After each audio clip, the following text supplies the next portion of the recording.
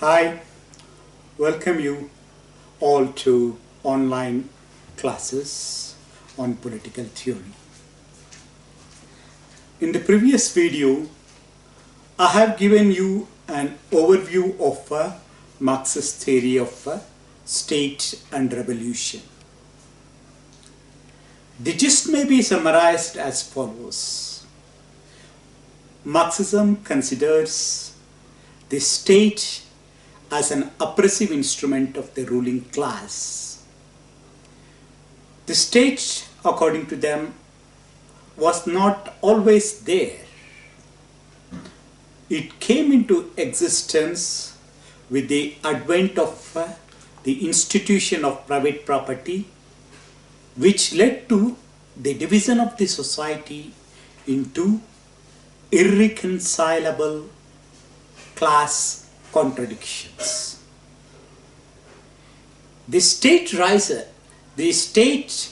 apparently rises above all classes and keeps the class antagonisms in check by maintaining law and order.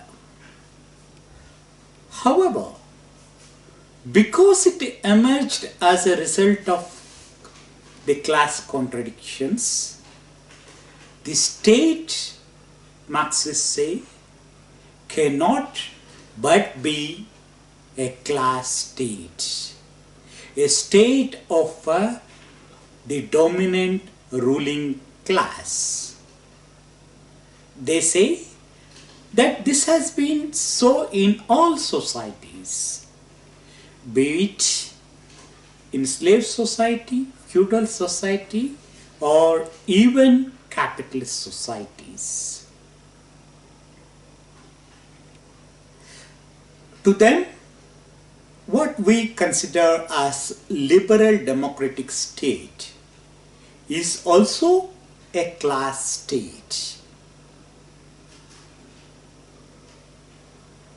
a state of the bourgeoisie. Although it appears as democratic, neutral, and at times even pro-poor, the state in capitalist societies, Marxists believe, works to protect and promote capitalist interests. If necessary, by suppressing all opposition to the bourgeois rule. Hence, the working class will fight against the capitalist exploitation, and while fighting, it confronts the capitalist state as well. Here, the proletariat rise in revolt and capture the state power. Marxism advocates that after capturing the state power, the proletariat should destroy the capitalist state machinery and build a proletarian state, which they call as dictatorship of the proletariat. The proletarian state suppresses the united opposition of all the propertied classes which want to come back to power through counter-revolution. And at the same time, the state tries to create the socio-economic conditions necessary for building socialism. If the proletarian state succeeds in its mission, the society gradually moves towards communism. when the society reaches higher stage of communism, where production reaches abundance and the classes and class antagonisms disappear. At that point of time, the state becomes redundant and hence it withers away. This is in a nutshell, this is the summary of Marxist theory of state and revolution. Now what I will be doing in this class is to read out certain passages from Marxist literature to substantiate what I have been telling so far. You can see yourself what the Marxist thinkers themselves have written about these aspects. So so that you can get a feel of you can say classical Marxist literature.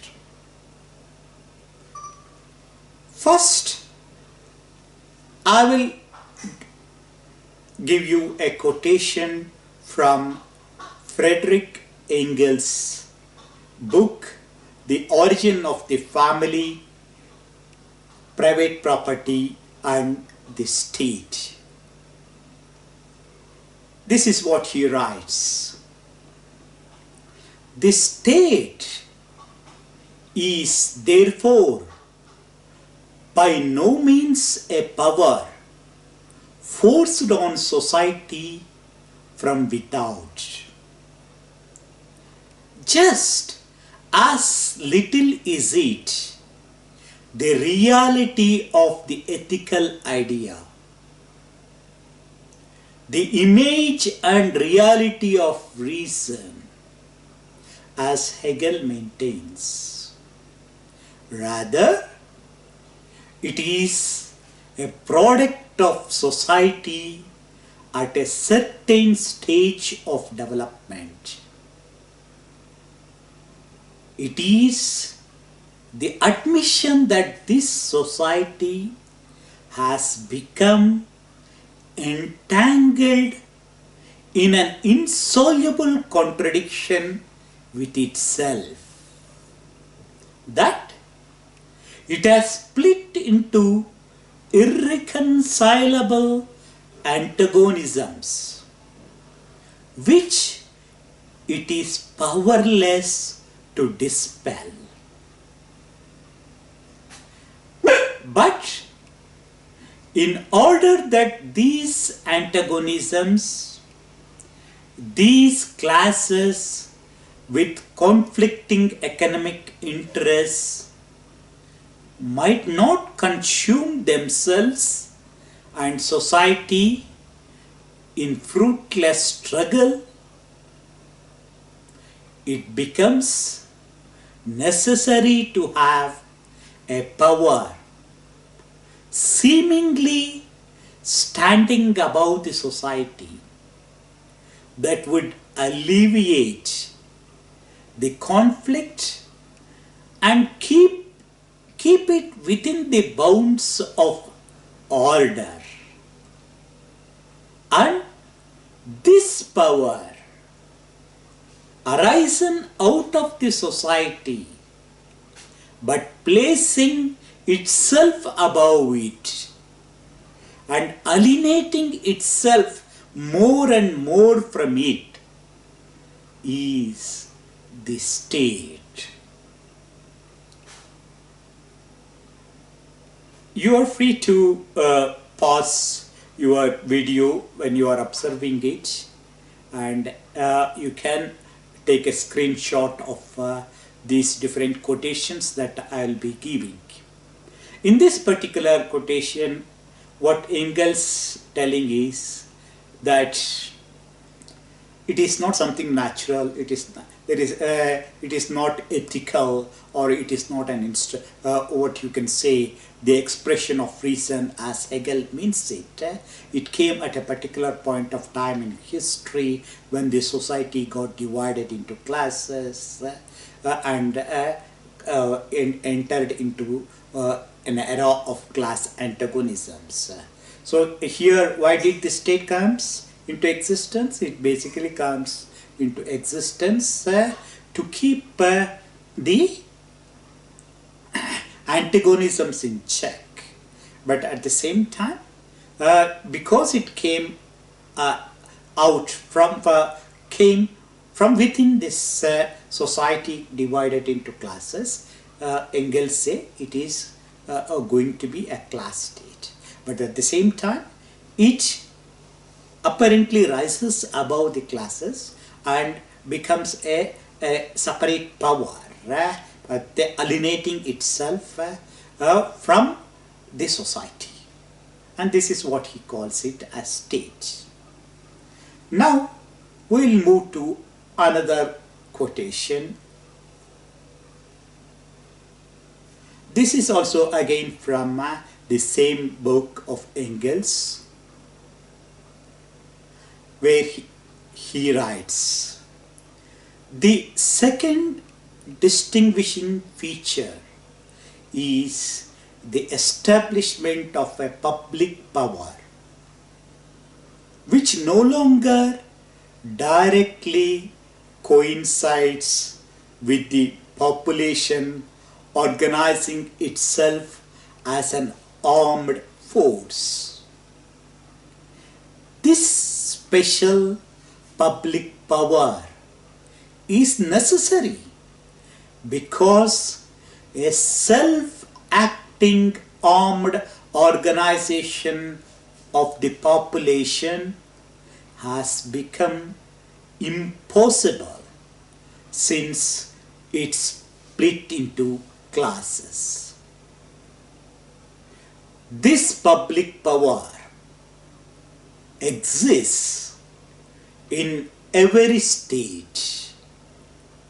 It consists not merely of armed men, but also material adjuncts, prisons, and institutions of coercion of all kinds, of which Gentile society knew nothing."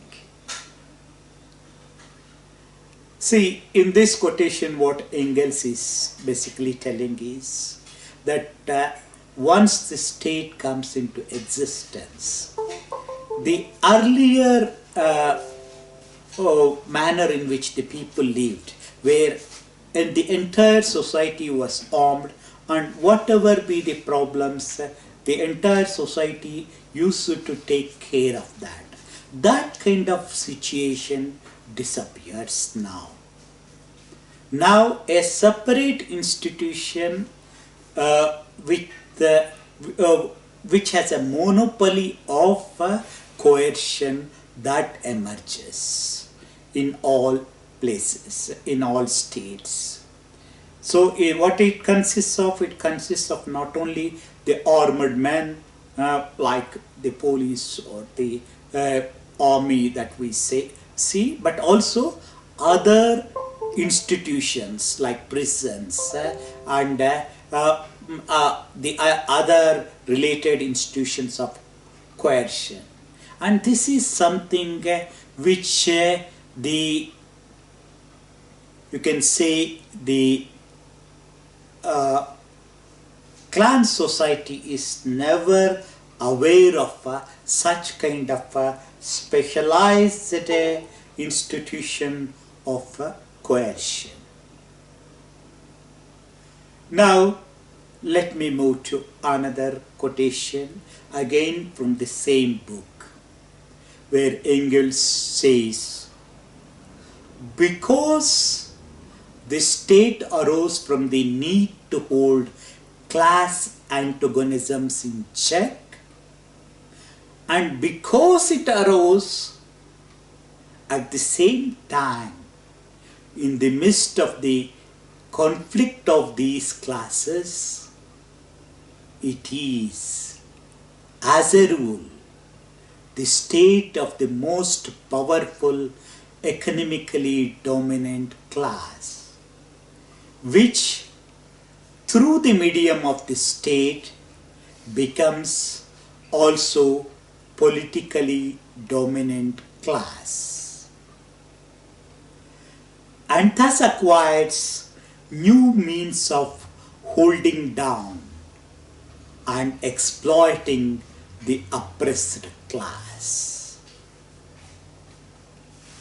So in this quotation, Marx is saying that because the state emerges out of the class contradictions, it will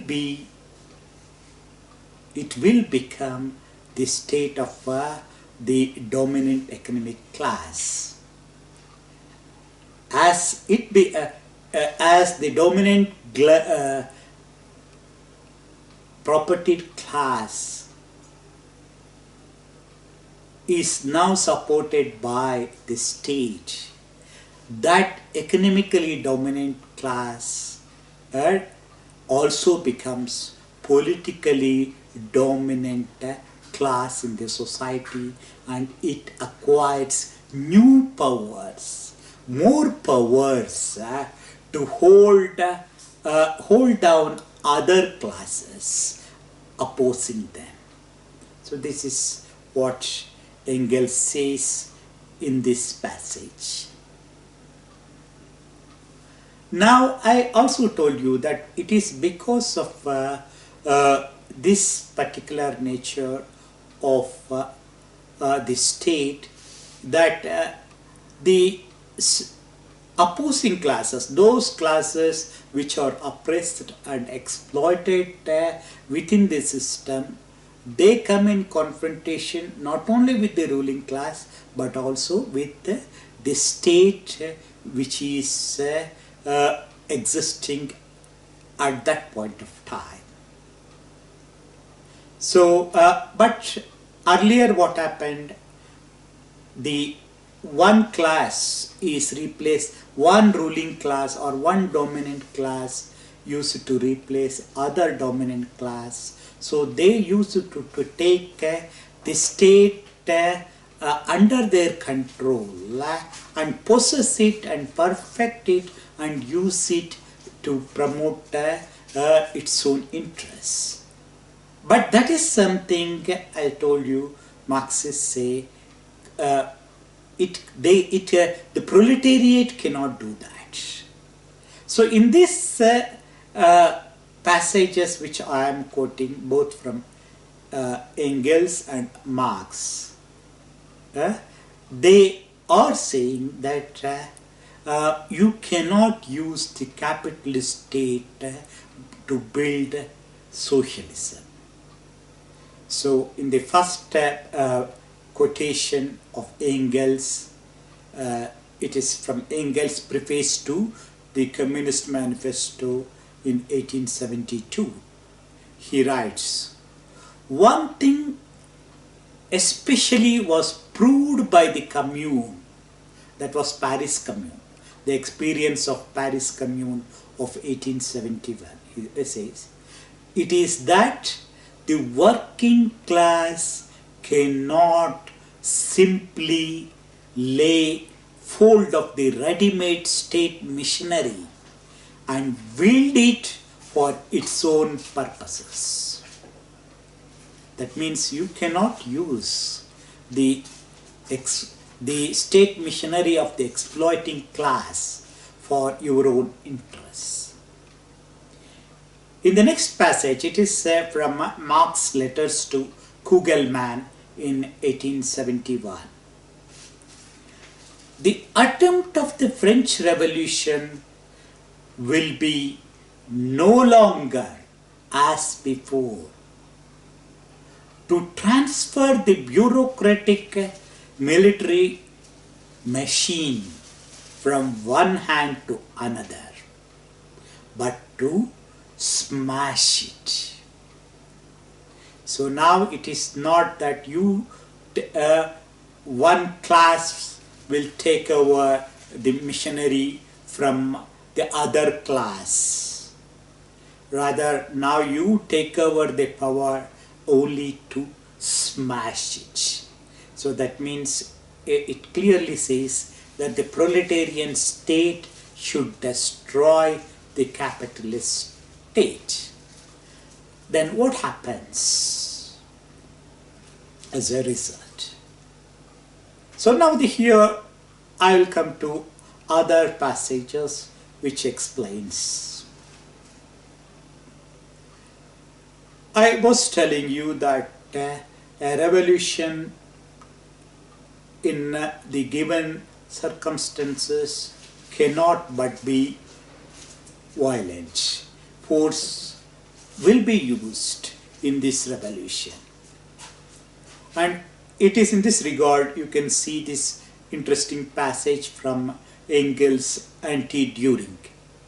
Here he says that force, however, plays yet another role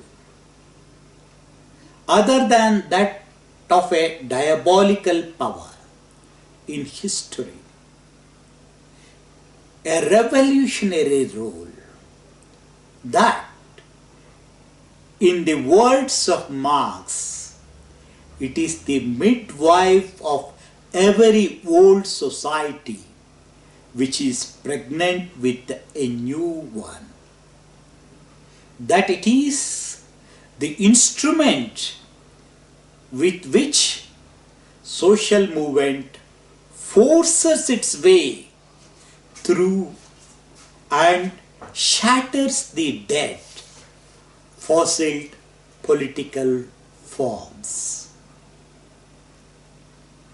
So in this passage, he tells, yes, generally by force we only look at it in a negative sense as a force used by the most powerful against the weak.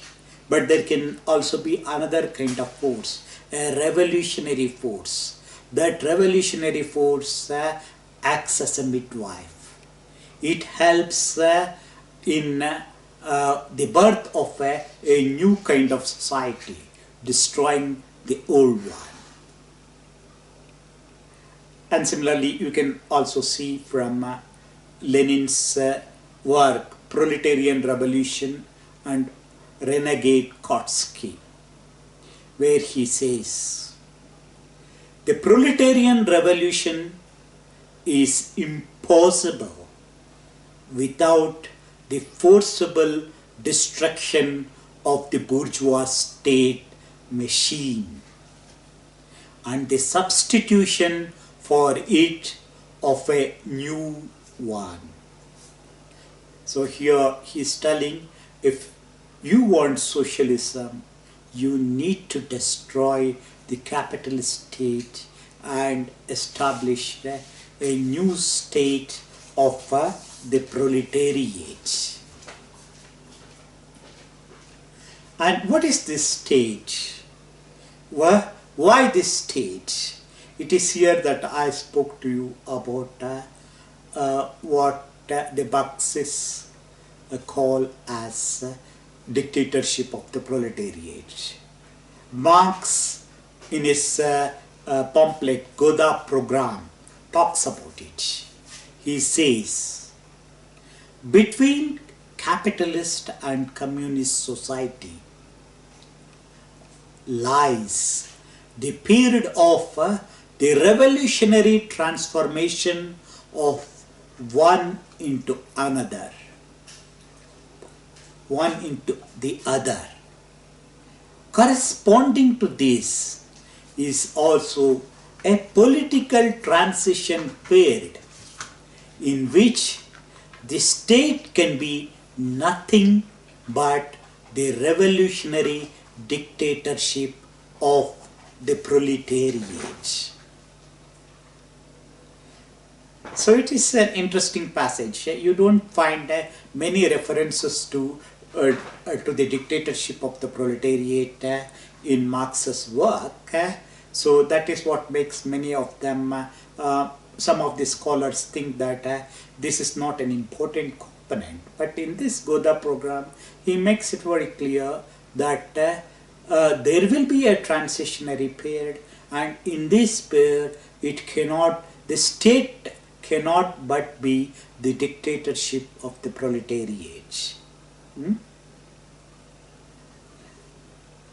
Then how is it that? Is it that many, as I was always telling you, that you cannot achieve communism immediately after the revolution. It takes a very long time. Now I will show you a passage from, actually it is a Marx quoted in Stalin's work on dictatorship of the proletariat. The passage goes like that, where Marx was addressing the working class. You will have to go through 15, 20, 50 years of civil wars and international conflicts, not only to change existing conditions, but also to change yourselves and to make yourselves capable of wielding political power. This is an interesting passage where Marx says that it is not so easy to win the war against capitalism, and there will be several years of conflict where the proletariat on the one hand will be trying to change the material conditions, but on the other hand it will be trying to change itself. So it is not just that the change should come in the society, and this change should come from, or you can say, in oneself. So where you have to, this change will create a new kind of human being. Unless that happens, you will not be having the enough capability to wield political power. So that is what this passage says. Now I take up another passage from Lenin's State and Revolution, where he says, because there is always a criticism, many of them say, oh, this is not what Marx said. Marx thought after destruction of the capitalist state, there will be more democratic state, but Lenin was advocating dictatorship, which is against Marxist tenet. This is what you can see many critics of Lenin were pointing out at that point of time. Answering to that, Lenin in this passage says, in capitalist society, we have a democracy that is curtailed, wretched, false, a democracy only for the rich, for the minority. The dictatorship of the proletariat, the period of transition to communism, will for the first time create democracy for the people, for the majority, along with the necessary suppression of the exploiters, of the minority. Communism alone is capable of providing real, complete democracy. And the more complete it is, the sooner it will become unnecessary and wither away of its own accord. See, in this passage you can see, on the one hand, Lenin is saying that capitalist democracy is not really a democracy for the majority. And compared to the capitalist democracy, the proletarian democracy or the dictatorship of the proletarian is more democratic. And it is this state which works for the interests of the majority of the oppressed masses. And it works against the minority, but that minority is the minority of the oppressors or the exploiters. So he says, compared to capitalist democracy, proletarian democracy or dictatorship of the proletariat is more democratic. But can there be a democracy, the rule of all? That, he says, it is impossible as long as the state exists. If there is a state, that state will be the state of one or the other class. It is only when the state disappears completely, then only there can be full democracy. So it was where that situation comes only in communism, where the state is no longer useful and hence withers away. Now I come to another passage from Stalin's work, Foundations of Leninism. Here he tells, the state is a machine in the hands of the ruling class for suppressing the resistance of its class enemies. In this respect, the dictatorship of the proletariat does not differ essentially from the dictatorship of any other class. For the proletarian state is a machine for the suppression of the bourgeoisie. But there is one substantial difference. This difference consists in the fact that all hitherto existing class states have been the dictatorships of an exploiting minority over the exploited majority, whereas the dictatorship of the proletariat is the dictatorship of the exploited majority over the exploiting minority. This passage is reiterating what Lenin was telling in the previous passage, where Stalin says, yes, this proletarian state is also dictatorship, but even capitalism, capitalist state or the earlier states are also dictatorship. But the difference is, the earlier states were the dictatorship of the exploiting classes. It is the dictatorship of the exploiters, whereas the proletarian state is the dictatorship of the majority, dictatorship of the exploited. The earlier states used to exploit the majority of exploited classes. As against that, the proletarian state suppress the exploiting classes.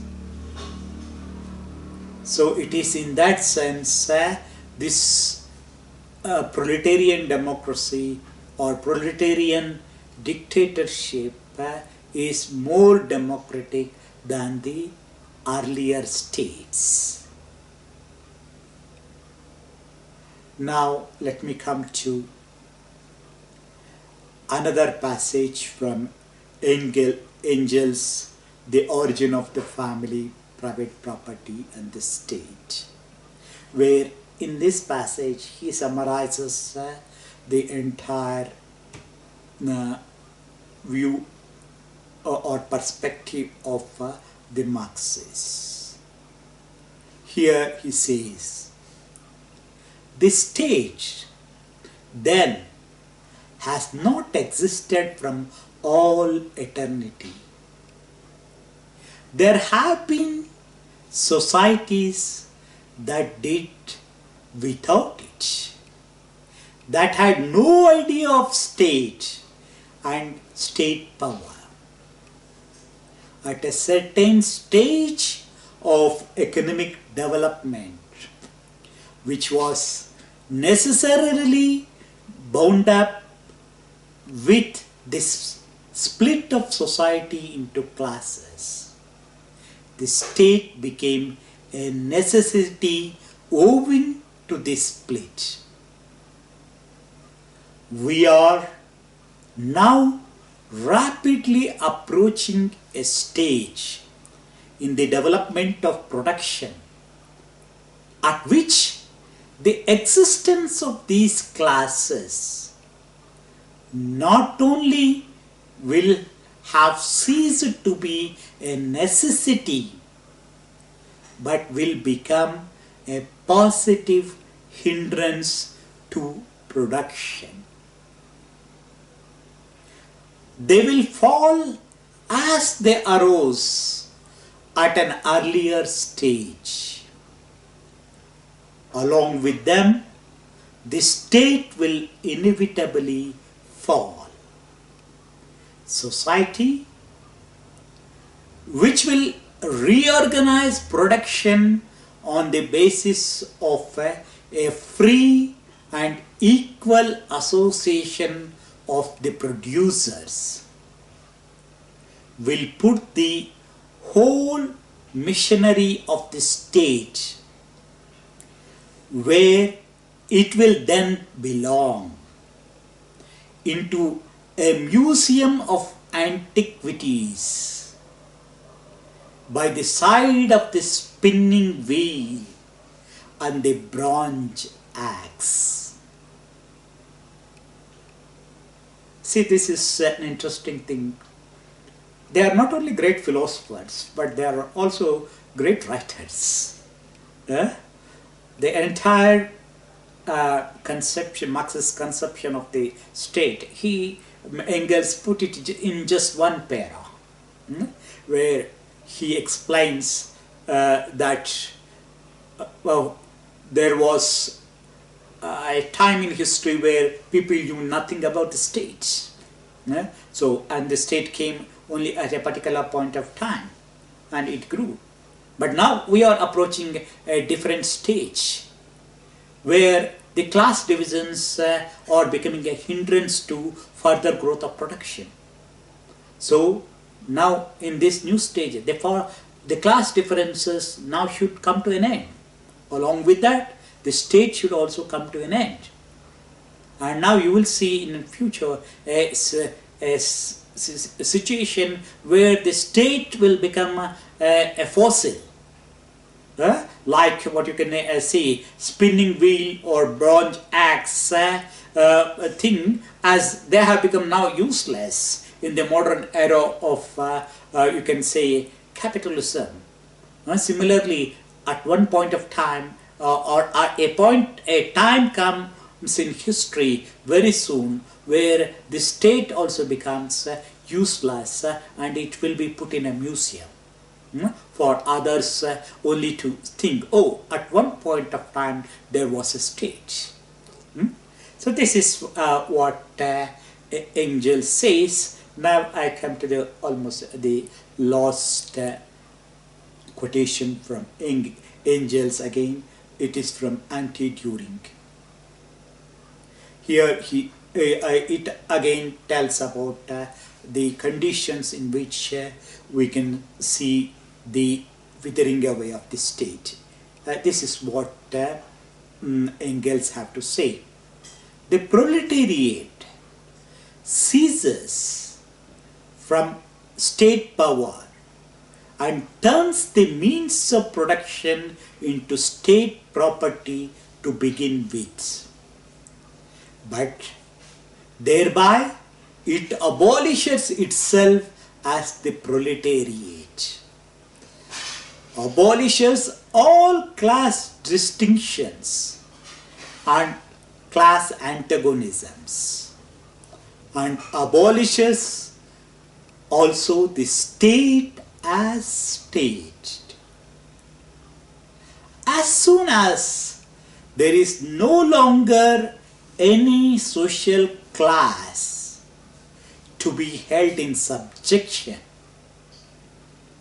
as soon as class rule and the individual struggle for existence based upon the present anarchy in production, with the collisions and excesses arising from this struggle are removed,